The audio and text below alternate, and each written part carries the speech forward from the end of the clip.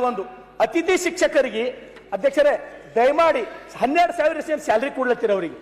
ಅವ್ರ ಜೊತೆ ಕೆಲಸ ಮಾಡೋರು ಸ್ಯಾಲರಿ ಏನ್ ತೋತಾರೆ? 80,000 1 ಲಕ್ಷ ರೂಪಾಯಿ ಸ್ಯಾಲರಿ ಬಾಜು ಕೆಲಸ ಮಾಡೋರು ತೋತಾನ. ಅವ್ರು 12,000 ಯಾವ ರೀತಿ ಕೆಲಸ ಮಾಡ್ಬೇಕು ಅಧ್ಯಕ್ಷರೇ? ಅದಕ್ಕೆ ದಯಮಾಡಿ ಅತಿಥಿ ಶಿಕ್ಷಕರಿಗೆ ಒಳ್ಳೆ ಸಂಬಳ ಕೊಡ್ತಕ್ಕಂಥದ್ದು. ಅಧ್ಯಕ್ಷರೇ ಇನ್ನೊಂದು ಲಾಸ್ಟ್ ಕ್ವಶನ್ ಅಧ್ಯಕ್ಷರೇ, ಹುಣಸೂರು ತಾಲೂಕಾ ನೀವೆಲ್ಲರ ಕೇಳಿರಿ, 18 ಊರುಗಳವ ಒಂದು ತಾಲೂಕಾ ನಮ್ಮದು, 18 ಊರುಗಳು. ಜಿಲ್ಲಾ ಉಸ್ತುವಾರಿ ಸಚಿವರು ಇಲ್ಲೇ ದಯಮಾಡಿ 50-60 ಹಳ್ಳಿ ಮೇಕಾರ್ ಸಾಯ್ಗೋರ್ ಸರ್ಕಲ್ ಸೇರಿಸಿ ಅದಕ್ಕೊಂದು ಸಮರ್ಪಕ ತಾಲೂಕಾ ಮಾಡಿಕೊಡ್ರಿ ಅಂತ ಹೇಳಿ ನಮ್ಮ ಬೇಡಿಕೆ ಅದ.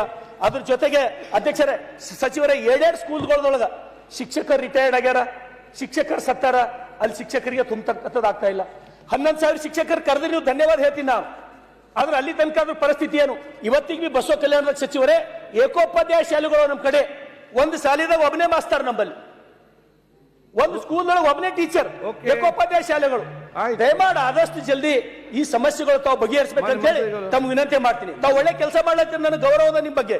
ಉತ್ತರ ಕರ್ನಾಟಕ ನ್ಯೂಸ್, ಇದು ಕನ್ನಡದ ಉಸಿರು.